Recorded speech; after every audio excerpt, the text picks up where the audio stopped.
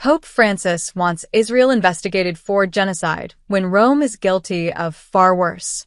Will the pontiff heed calls for a probe into the Vatican's own historic complicity with genocidal regimes? Asus reserved his severest verbal floggings for hypocrites. You hypocrite! First take the log out of your own eye, and then you will see clearly to take the speck out of your brother's eye, he preaches in the Sermon on the Mount, Matthew 7 verse 5. The ludicrous caricature of the plank and the splinter has become the quintessential parable on hypocrisy. With one exception, Jesus hurled the opprobrium of hypocrite exclusively at the religious leaders of his day. And he repeatedly associated hypocrisy with religious pieties like praying, fasting, and giving. Our Lord's diatribe against hypocrites reached a crescendo in Matthew 23.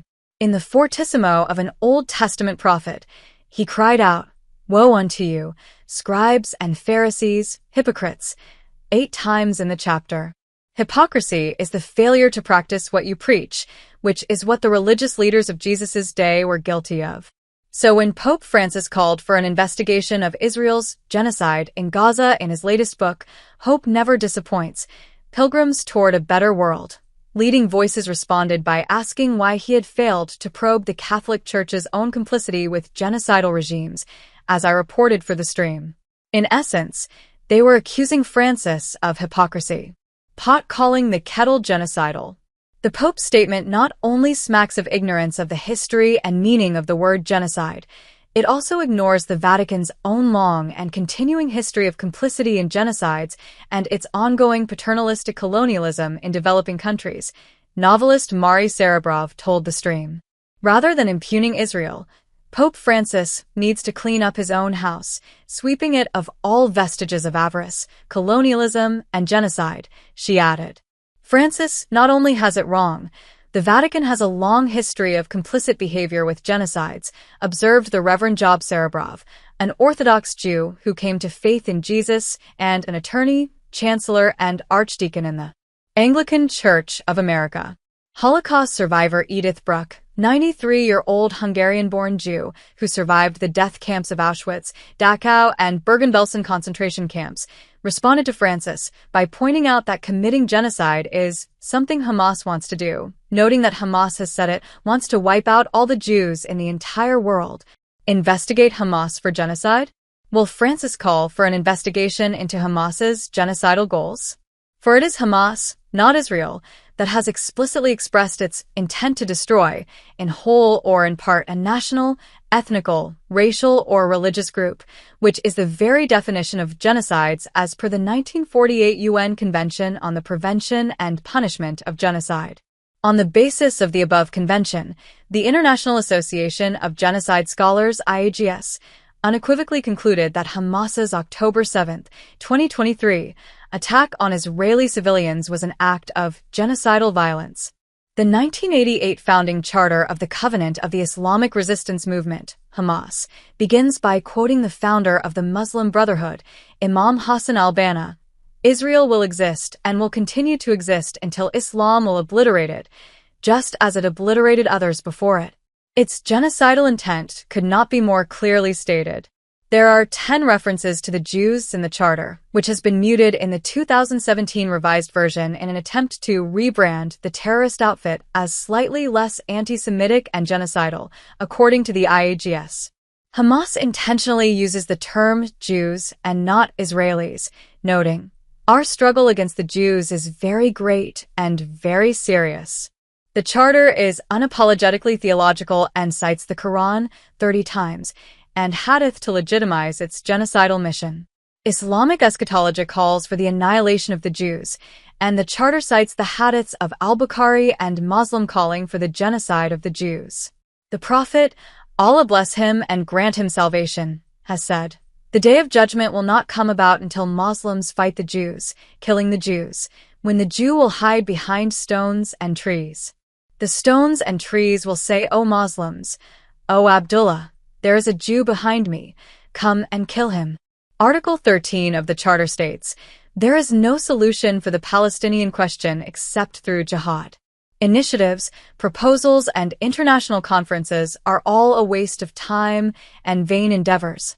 Even in private conversations with Palestinians, Francis has used the words genocide to describe Israel's actions, Shireen Hillel told The Washington Post after meeting the pontiff. But not once has the Pope condemned Hamas's openly genocidal intentions. Hypocrisy? Papal non-response to the Armenian genocide. In his book The Pope's Dilemma, Pius XII faces atrocities and genocide in the Second World War. Historian Jacques Kornberg explores how popes of the two world wars, Benedict XV, 1914-22, and Pius XII, 1939-58, witnessed the genocide of Armenians and Jews but followed a policy of political neutrality and withheld condemnation of those committing wartime atrocities.